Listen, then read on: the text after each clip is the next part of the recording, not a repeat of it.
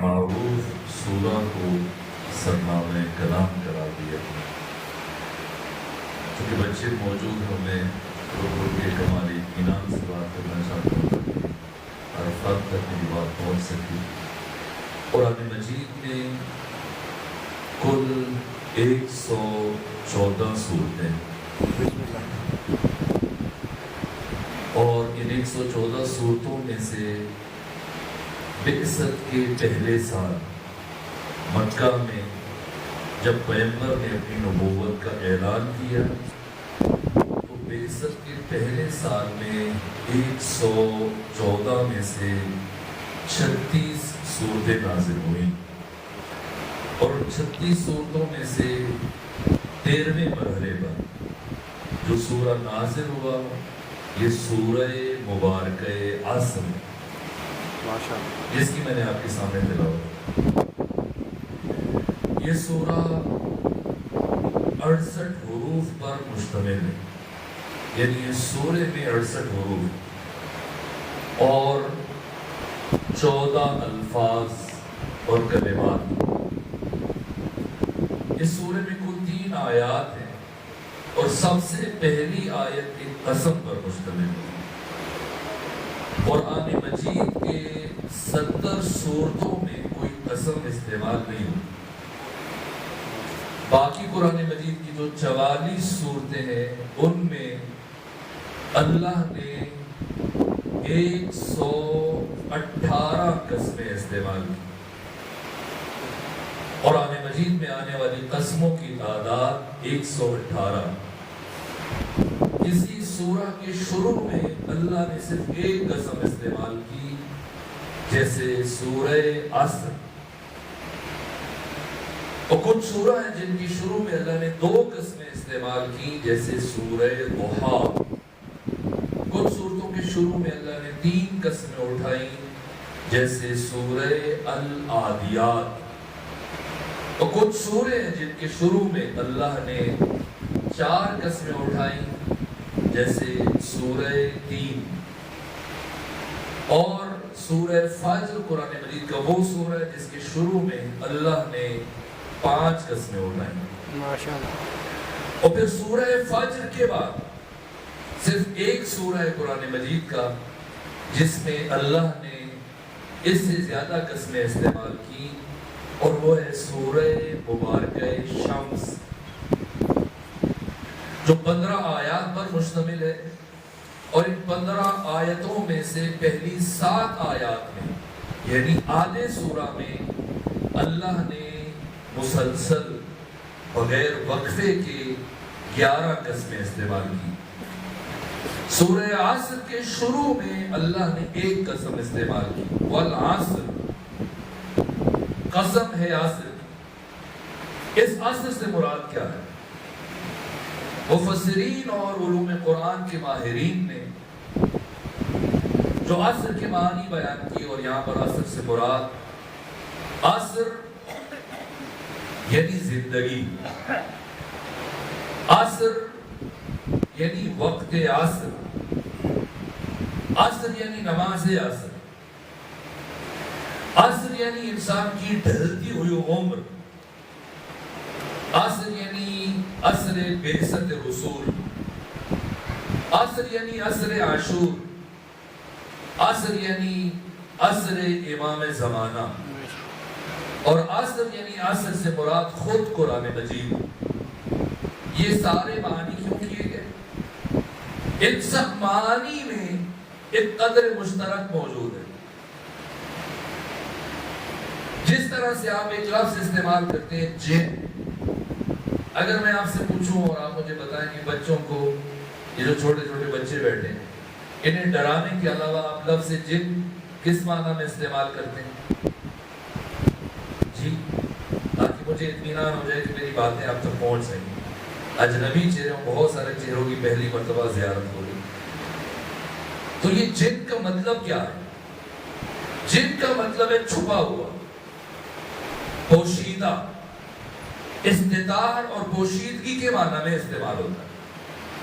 اور جتنے بھی الفاظ اس خاندان سے ان سب کا یہی معنی ہے، جن، جنی، जुनून, जन्नत, जुन्ना, मजनून, सब का यही माना। जिन को जिन क्यों कहते हैं, इसलिए कि दिखाई नहीं देता, छुपा हुआ। जन्नत को जन्नत क्यों कहते हैं, इसलिए कि कसरत से दरख्तों के बायस इसकी जमीन अगर ऊपर से कोई देखना चाहे तो नहीं देख सकता, छुपी हुई। मजनून को मजनून क्यों कहते हैं, इसलिए कि उसकी अक्ल पर पर्दा आ जाता, तो अक्ल छुप जाती। जनीन, जो बच्चा अपनी माँ की शिकम में से, जनीन क्यों कहते हैं, इसलिए कि हम उसे देख नहीं सकते, हमारी निगाह से ओझल है। जुन्ना, जिसका मतलब है ढाल, इसका नाम जुन्ना क्यों रखा गया, इसलिए कि ढाल इंसान के चेहरे को अपने पीछे छुपा देती। तो आपने देखा कि ये इस्तितार और पोशीदगी और खिफा और छुपा हुआ, ये माना इन सब लफ्जों के अंदर आपको नजर आएगा। अब आइए लफ्ज असर, असर, आसिर, उसैर, उसारा, ये सब एक खानदान के अल्फाज हैं और कुरान में जहां भी ये लफ्ज इस्तेमाल हुआ इसी माना में। असर यानी नचोड़, यानी जौहर, यानी उसारा।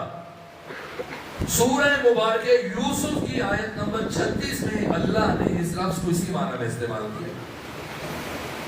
जब दो कैदियों ने अपना ख्वाब जनाब यूसुफ के सामने बयान किया और उनमें से एक ने कहा कि मैं अंगूर को उसारा कर रहा हूं, यानी अंगूर को नचोड़ रहा हूं, तो असर यानी उसारा, नचोड़। अब आप मुझे बताइए कि वक्त असर को असर क्यों कहते हैं।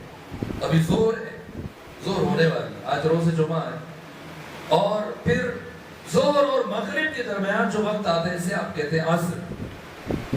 तो इस वक्त को आप असर क्यों कहते हैं, इसे फज्र क्यों नहीं कहते, वक्त के इस हिस्से का नाम आपने इशा क्यों नहीं रखा, असर क्यों कहते हैं, इसलिए कि ये सारे दिन का निचोड़ है। सुबह से जब आप काम शुरू करते हैं तो दिन के इस हिस्से में आके अपना काम रोकते हैं और अंजाम तक ले जाते हैं, और अब इस हिस्से में बैठकर अपने दिन भर की कारगुजारी का जायजा लेते हैं कि आज मैंने क्या खोया, क्या पाया, क्या हासिल किया। एक मजदूर अगर आप अपने घर में लगाएं, मिस्त्री बनना, घर बनाने के लिए वो 8 घंटे काम करता है। सुबह 8 बजे जब शुरू होगा तो 4, साढ़े 4, 5 बजे वक्त असर वो अपना काम तमाम करता है, और आप खड़े होकर उसके काम का जायजा लेते हैं कि आज के इस दिन का, इसकी जहमत का निचोड़ क्या है। इसलिए इस वक्त को वक्त असर कहते हैं कि सारे दिन की जहमतों का और मेहनतों का निचोड़ है, इस वक्त दायर होता है।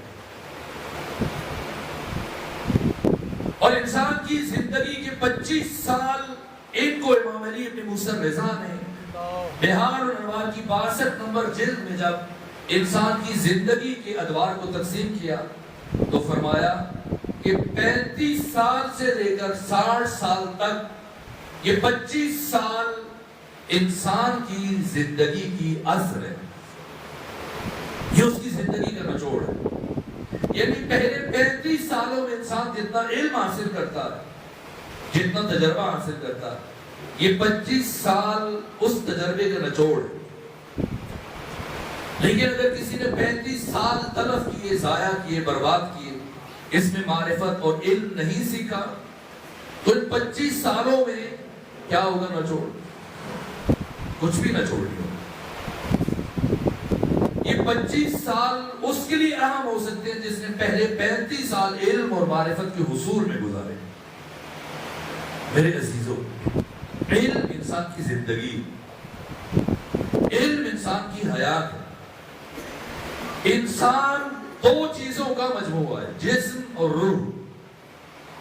जिस्म को जिंदा रहने के लिए खुराक चाहिए, ये गंदम जो आप काश्त करते हैं, ये चावल, ये मकई, ये बाजरा, ये गल्ला, ये जो आप दालें काश्त करते हैं, सब्जियां काश्त करते हैं, ये सब इस जिस्म की जरूरत है, ये खुराक। सबसे पहले आप दाने को जमीन में दफन करते हैं, मट्टी हमवार करते हैं, और फिर कुछ अरसे के बाद ये दाना जमीन के अंदर फटता है।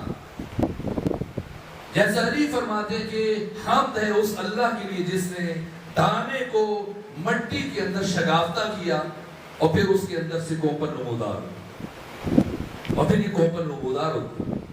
اور یہ بڑھنا شروع ہوتی ہے اور آپ خوش ہوتے ہیں کہ ہماری فصل اب اس نے سر اٹھایا، یہاں تک کہ پھر آہستہ آہستہ آپ اسے پانی دیتے ہیں، پانی سے سینچتے ہیں علیکم السلام، اور ہوا سے اس میں بالیدگی آتی ہے، پھر اس پر اناج اگتا ہے اور پھر سورج اس اناج کو پکاتا ہے اور چاند کی چاندنی سے اس اناج میں مٹھاس پیدا ہوتی ہے اور پھر آپ اسے اتارتے ہیں، گندم کو بھوسے سے الگ کرتے ہیں، اور ایسا نہیں کہ آپ اس گندم کو چمچ کے ساتھ کھانا شروع کر دیں، نہیں، اب آپ اسے پیسیں، چکی میں پیسیں، آٹا تیار ہوگا، اور ایسا نہیں کہ آپ آٹا پھاندنا شروع کر دیں، نہیں، پانی ڈال کے اسے گوندا جائے گا، اور ایسا نہیں کہ گوندنے کے بعد گولیاں بنا کھائیں، نہیں، اب آپ آگ روشن کریں گے، تندور یا آگ پر توا رکھیں گے، آپ کے گھر کی خواتین روٹی بنائیں گے اور اس روٹی جب دسترخوان پہ آئے گی آپ اسے توڑیں گے کھائیں گے۔ یہ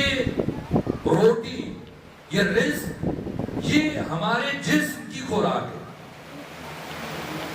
اور جسم کو باقی رہنے کے لیے خوراک چاہیے، لیکن انسان صرف جسم کا نام نہیں ہے، انسان دو چیزوں کا نام ہے، جسم اور روح، اور انسان کی اصل اس کی روح ہے، جسم صرف وردی ہے، پوشاک ہے، لباس ہے، مکان ہے، انسان کی حقیقت اس کی روح ہے، یہ اصل روح ہے۔ تو جس طرح سے جسم کی زندگی ہے اس طرح سے روح کی زندگی ہے، جسم کو زندہ رہنے کے لیے علم، جسم کو زندہ رہنے کے لیے خوراک چاہیے، تو روح کو زندہ رہنے کے لیے بھی خوراک چاہیے، اور روح کی خوراک کا نام ہے علم۔ اگر روح کو یہ خوراک نہ پہنچے تو آہستہ آہستہ انسان کی روح مر جاتی ہے، اور پھر جب علمی مسائل بیان کیے جائیں تو پھر اس کو بہت اکتاہٹ ہوتی ہے، کیا بولا جا رہی ہے، کیا ہو رہا ہے۔ یہاں تک کہ ہمارا آج کا طالب علم بھی جس طرح سے یہ سوشل میڈیا سے، یہ ڈیجیٹل بٹیرا، یہ موبائل سیٹ، واٹس ایپ اور فیس بک اور دھڑا دھڑ ان چیزوں میں اپنا وقت تلف کر رہا ہے، تو خود اس حقیقی زندگی سے مسلسل دور ہوتا جا رہا ہے۔ اب کلاس میں بیٹھا ہے، والدین خوش ہیں مزدوری کر کے بچے کو بھیج رہے اسکول میں، اور بچہ استاد کے سامنے بیٹھا ہے اور استاد کے لب ہل رہے ہیں اور بچے کے کانوں سے ٹکرا رہے ہیں، اور اس 1 گھنٹے کے پیریڈ میں پہلے 2 سے 3 منٹ تو بچہ سنتا ہے، پھر آہستہ آہستہ اس کے ذہن کی گرفت ڈھیلی پڑنا شروع ہو جاتی ہے اور وہ خیالوں کی دنیا میں چلا جاتا ہے، اور کبھی پھر وہ پاکستان کا پرائم منسٹر بن جاتا ہے، کبھی پریزیڈنٹ بن جاتا ہے، کبھی چیف منسٹر بن جاتا ہے، کبھی وہ چیف آف آرمی اسٹاف بن جاتا ہے، کبھی کسی حلقے میں کھڑے ہو کے تقریر کرتا ہے، کبھی وہ جہاز چلا رہا ہوتا ہے، کبھی وہ پائلٹ بنا ہوتا ہے، کبھی گاڑی چلا رہا ہوتا ہے، کبھی قوم سے خطاب کر رہا ہوتا ہے، کبھی فوجیوں کو آرڈر دے رہا ہوتا ہے، کبھی جنگ میں سپہ سالار بنا ہوتا ہے۔ خیالوں کی دنیا، کیونکہ خیالوں کی دنیا بڑی لذیذ ہے اور کوئی روک ٹوک نہیں ہے، کوئی منع کرنے والا نہیں۔ حقیقت کی دنیا میں کسی مقام تک پہنچنا یہ سخت ہے، مشکل ہے، لیکن خیالات کی دنیا میں کوئی رکاوٹ نہیں ہے، کوئی روک ٹوک نہیں ہے، اس لیے آہستہ آہستہ یہ رفتہ رفتہ خیالوں کی، اسے ہم مالی خولیہ کہتے ہیں۔ یہ بیماری، جو لوگ خودکشی کرتے ہیں ان کی خودکشی کی وجوہات میں سے ایک وجہ یہ مالی خولیت کی بیماری ہے۔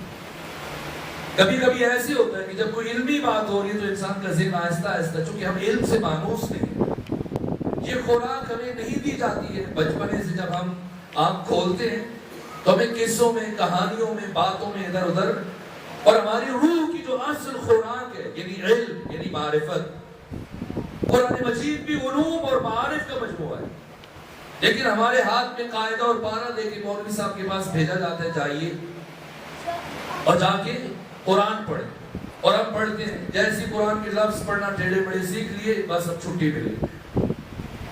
قرآن صرف ان لفظوں کا مجموعہ نہیں ہے، قرآن صرف تلاوت کا نام نہیں، قرآن علوم اور معارف کا گنجینہ ہے، خزینہ ہے، لیکن بدقسمتی سے ہماری زندگیوں میں، ہماری سوسائٹی میں، ہمارے معاشرے میں سب کچھ سکھایا جاتا ہے سوائے علم کی، معرفت کی، قرآن کے۔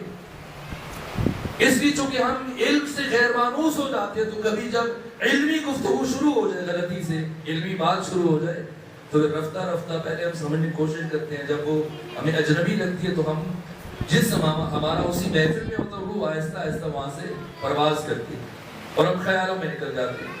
کبھی اپنی کھیتیوں میں ہل چلا رہے ہیں، کبھی سوچ رہے ہوتے ہیں اب فصل پکنے والی ہے، اب اس کو کاشت کرنا ہے، پھر اس کو بیچیں گے لے جا کے، پھر اتنی رقم ملے گی۔ یہ روح کے لیے آفت ہے۔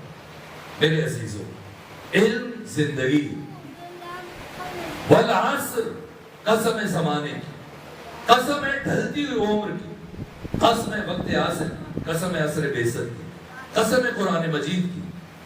ان الانسان لفی خسر، ہر انسان خسارے میں۔ اللہ نے یہ نہیں فرمایا کہ انسان نقصان میں، نہ، فرمایا خسارے میں۔ خسارہ کس چیز میں ہوتا ہے؟ خسارہ ہمیشہ تجارت میں ہوتا ہے۔ آپ میں سے اکثر کاشتکار ہیں لیکن پاس شاید دکاندار بھی بیٹھے ہیں، تو وہ خرید و فروخت کرتے ہیں، ان کے ہاں یا نفع ہے یا خسارہ ہے۔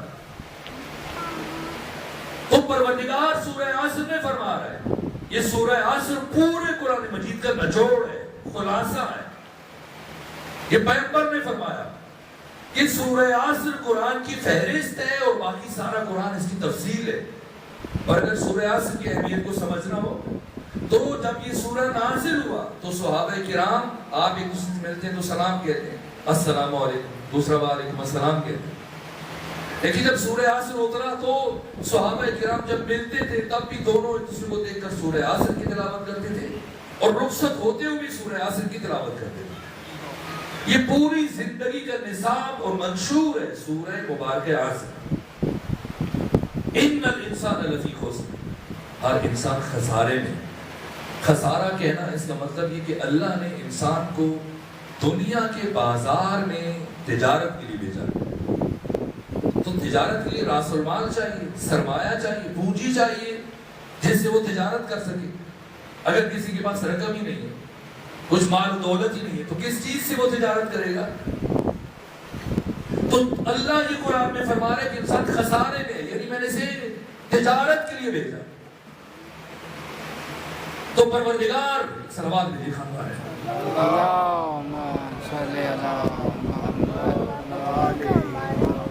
دنیا کے اس بازار میں جب تو نے ہمیں تجارت کے لیے بھیجا ہے تو ہمارے پاس سرمایہ کیا ہے جس سے ہم تجارت کر سکیں؟ تو وہ سرمایہ جس سے انسان اس دنیا کے بازار میں تجارت کرتا ہے اس کا نام ہے عمر، زندگی۔ یہ لمحات، یہ ساعتیں، یہ گھڑیاں، یہ وقت، یہ قیمتی ترین متاع اور سرمایہ انسان کے پاس، یہ اس کی زندگی ہے۔ بچپنے میں نے بھی مسلسل یہی سنا، اور مولوی صاحبان عام طور پر یہی بتاتے ہیں جب وہ نماز کی اہمیت بیان کرتے کہ نماز پڑھو اور نماز کو اہمیت ہو، کیونکہ قبر میں سب سے پہلے نماز سے متعلق سوال ہو۔ لیکن جب میں نے خود قرآن کو پڑھا تو میں نے دیکھا نہ، ایسا نہیں۔ نماز سے متعلق سوال کی بات بہت بعد میں ہے، جب اعمال کی باری آئے گی تو اعمال میں پھر نماز سے متعلق پہلے پوچھا جائے گا۔ قبر میں جانے کے بعد انسان سے سب سے پہلا سوال اس کی زندگی سے متعلق کیا جائے گا، اس کی عمر سے متعلق پوچھا جائے گا کہ بتا یہ لمحات، یہ زندگی، یہ ساعتیں، یہ گھڑیاں، یہ پل، یہ لمحے، یہ شب و روز، دن رات تو نے کہاں گزارے، کیسے گزارے؟ بیٹھکوں میں، چوکوں میں، چوراہوں میں، گلیوں میں، انٹرنیٹ استعمال کر کے، فیس بک استعمال کر کے، واٹس ایپ استعمال کر کے دوستوں اور گلیوں چوراہوں میں تلف کر دیا۔ ایک ایک لمحے سے متعلق سوال کیا جائے۔ انسان کے پاس قیمتی ترین متاع اور قیمتی ترین سرمایہ اس کی زندگی ہے۔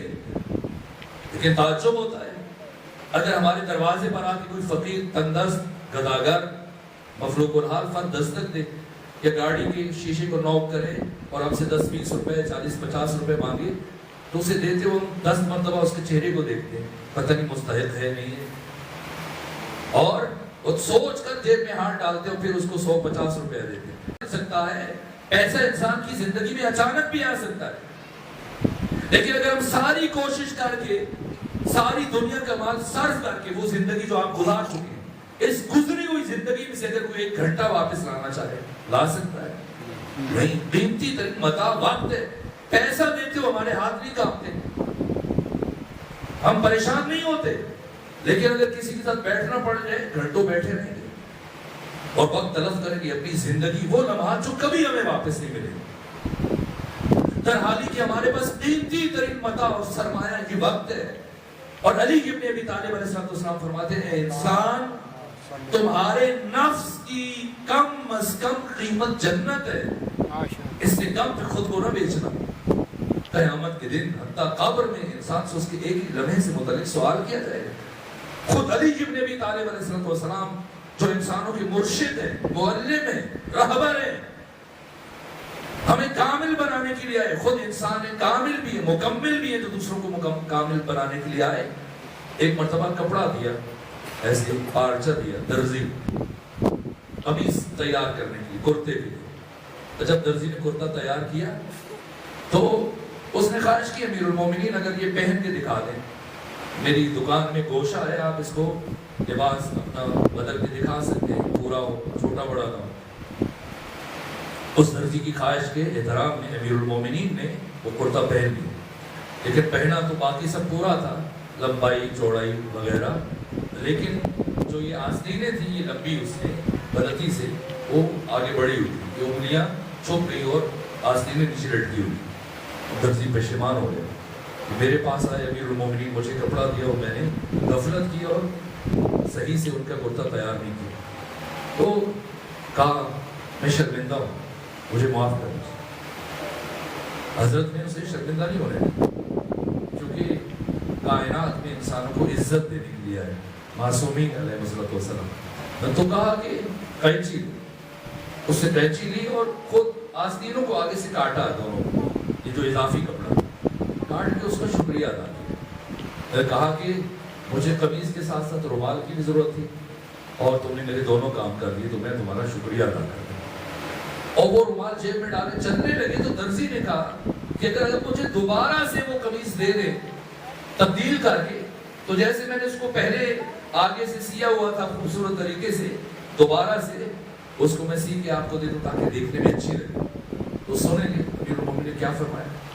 کہا اے درزی، بھلا علی ابن ابی طالب کے پاس اتنا وقت کہاں کہ وہ اسے ایک کرتے کی تزئین اور آرائش اور سجاوٹ میں لگا دے۔ جب علی کے پاس وقت نہیں ہے تو میرے اور آپ کے پاس یہ وقت کہاں سے؟ میرے عزیزوں، ہمارے پاس سب سے قیمتی ترین متاع، قیمتی ترین سرمایہ کی زندگی ہے، یہ عمر ہے۔ اور دکھ یہ ہوگا کہ اگر ہمیں اس متاع اور سرمایہ کے لٹنے کا احساس بھی نہ ہو، دھڑا دھڑ زندگی گزر رہی مسلسل، ہم سمجھتے ہیں کہ عمر رکی ہوئی ہے اور اچانک سے انسان کی موت ہوتی ہے 30 سال بعد، 40 سال، 50 سال، 60 سال کے بعد دھلیال کی مسجد سے، امام بارگاہ سے ایک منادی ندا دیتا ہے فلاں شخص کا انتقال ہو گیا، اور آپ ایک دوسرے سے چہرے گوئیاں شروع کرتے ہیں، وہ تو ٹھیک تھا، 30-40 عمر تھی، جوان تھا ابھی، یہ کیا ہوا اچانک مر گیا؟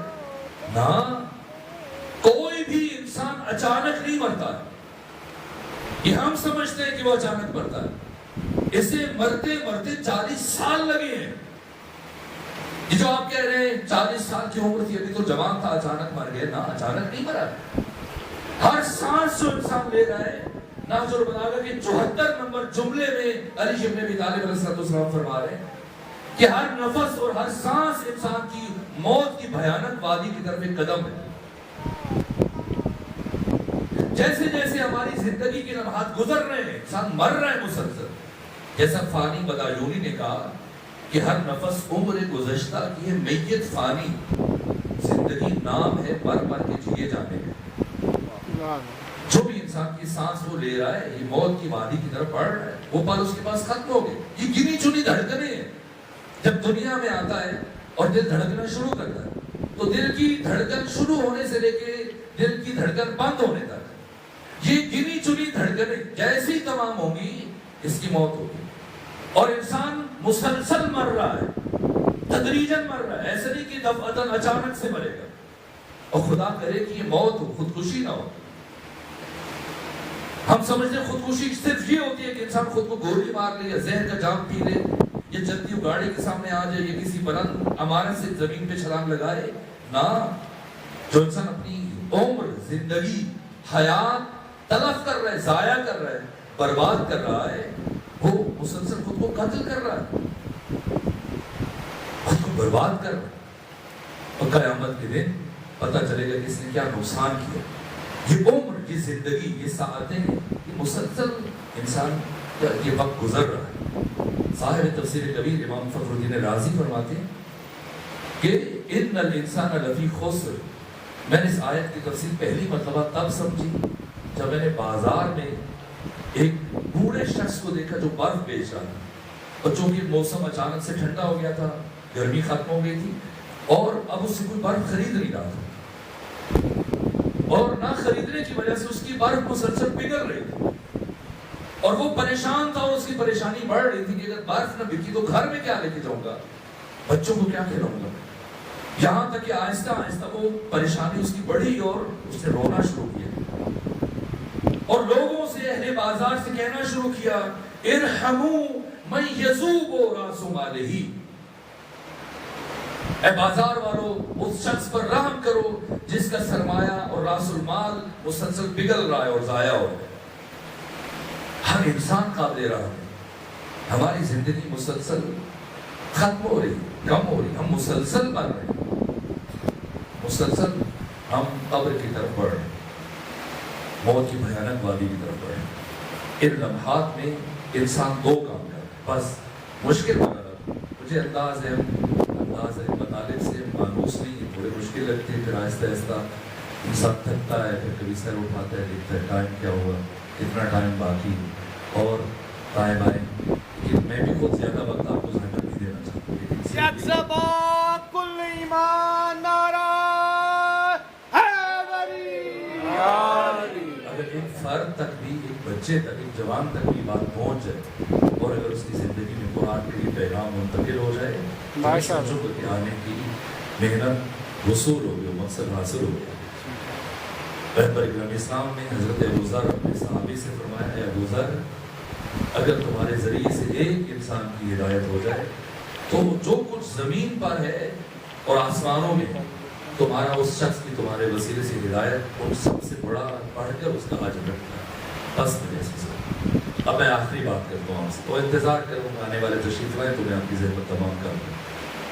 ہر انسان، ہم جو پیدا ہوئے، اللہ نے ہمیں دنیا کے بازار میں تجارت کے لیے بھیجا، اور ہمارے پاس سرمایہ عمر، یہ وہ سرمایہ ہے اور راس المال ہے جس سے ہم نے اللہ کے ساتھ تجارت کرنی، اللہ کی مشیت کو خریدنا ہے، اللہ کی رضا کو خریدنا ہے، خود اللہ کی معرفت حاصل کرنی۔ خدا نہ کرے ہماری زندگی کے لمحات تلف ہو جائیں۔ سب سے بڑا مشکل حساب، مال سے زیادہ مشکل حساب، عبادات سے زیادہ مشکل حساب ہماری زندگی سے متعلق، وقت سے متعلق۔ میں کئی مرتبہ بزرگان کے ساتھ، بوڑھے افراد کے ساتھ بیٹھنے کا موقع ملے تو میں اکثر پوچھتا ہوں کہ اپنی زندگی کے تجربات بتائیں، کیسی زندگی گزری؟ تو اکثر سفید ریش بزرگان کی زبان سے میں نے یہ سنا، کہا ہمیں تو پتہ ہی نہیں چلا، کل گلیوں میں کھیل رہے تھے اور آج بوڑھے ہو، قافلے عمر چے قدر صدی بھی گزر، چاہے ہم اپنی داڑھی کو سیاہ کرتے رہے، بار بار خضاب کرتے رہے، خود کو جوان نہ، یہ سفید بال جب انسان کے چہرے پہ آ جائیں تو یہ پیغام ہوتا ہے کہ ہوشیار ہو جاؤ، وقت بہت تیزی سے گزر رہا ہے، انسان مسلسل پر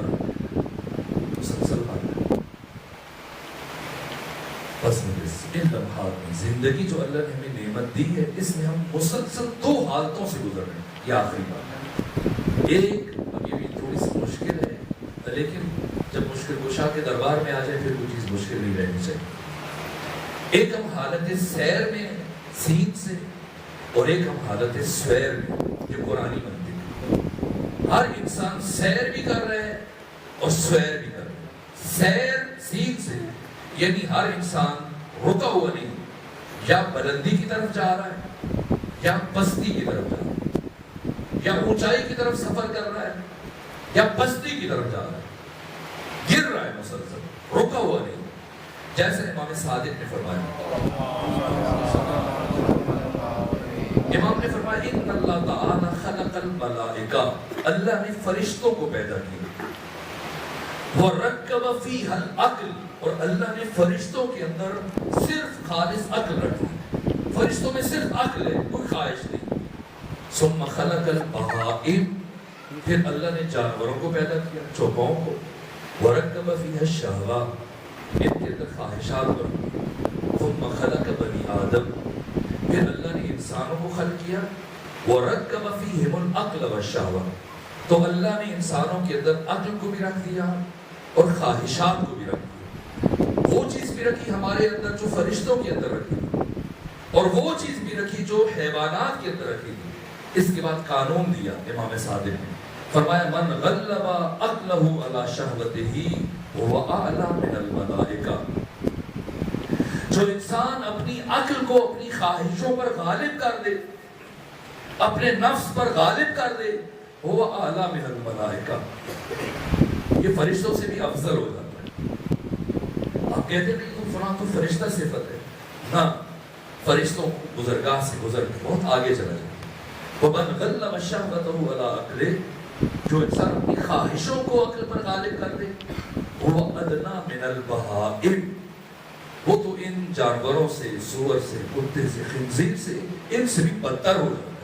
انسان رکا ہوا نہیں، مسلسل پرواز کر رہا ہے، یا بلندی کی طرف یا پھر پستی کی طرف گر رہا ہے۔ قیامت کے دن پتہ چلے گا کہ اس نے خود کو کیسا بنایا، ایک تو حالت سیر میں، دوسرا حالت سویر، سواد سے، جس کا مطلب ہے ہونا۔ آپ کی تو ریاض میں مجھے نہیں معلوم کوئی کمہار رہتا یا نہیں رہتا، یہ جو مٹی کے برتن بناتے ہیں، لیکن آپ نے دیکھا ہوگا اپنی زندگی میں مٹی کے برتن کیسے بنتے ہیں۔ جب اس کے سانچہ سے چل رہا ہوتا ہے اور گندھی ہوئی مٹی کا ایک وہ پیڑا اٹھاتا ہے، اس کے اوپر رکھتا ہے، اور پھر ترتیب سے اس کے اوپر ہاتھ رکھتا ہے، اسے گملے بناتا ہے، گھڑے بناتا ہے، پیالے بناتا ہے۔ اگر ذرا سے اس کا ہاتھ سکپ کر جائے تو وہ اس کی شکل کچھ سے کچھ ہو جائے، پھر وہ کمہار کیا کرتا ہے؟ پھر ایسا نہیں کہ اس کو ٹھیک کرنے کی کوشش کرتا، نہیں، اسے اٹھاتا ہے اور دوبارہ گارے میں پھینکتا ہے اور پھر اسے گھوم کے دوبارہ سے بناتا ہے۔ انسان مسلسل اسی کیفیت میں بن رہا ہے۔ کون بنا رہا ہے؟ خود بنا رہا ہے۔ سالک بھی خود ہے، مسلک بھی خود ہے، سلوک بھی خود ہے، جاتا بھی خود ہے، راہی بھی خود ہے، منزل بھی خود ہے، خود بن رہا ہے، خود بنا رہا ہے۔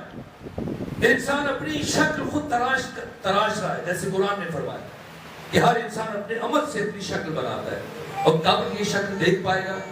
اپنے ہاتھوں سے بنائی ہوئی شکل قیامت کے دن۔ اس لیے امام علی زین العابدین فرماتے ہیں کہ قیامت کے دن یہ انسان 9 جانوروں کی شکل میں اٹھے گا۔ اکثر انسان قیامت کے دن جانوروں کی شکل میں اٹھے گا۔ جیسی اس نے زندگی گزاری ویسی اس نے شکل بنائی اپنے عمل سے، کردار سے۔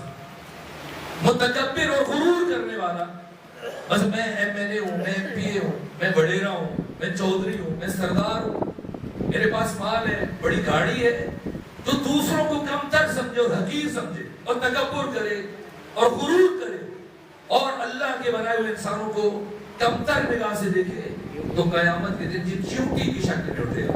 سید سجاد علی زین العابدین امام حسین کے فرزند بتا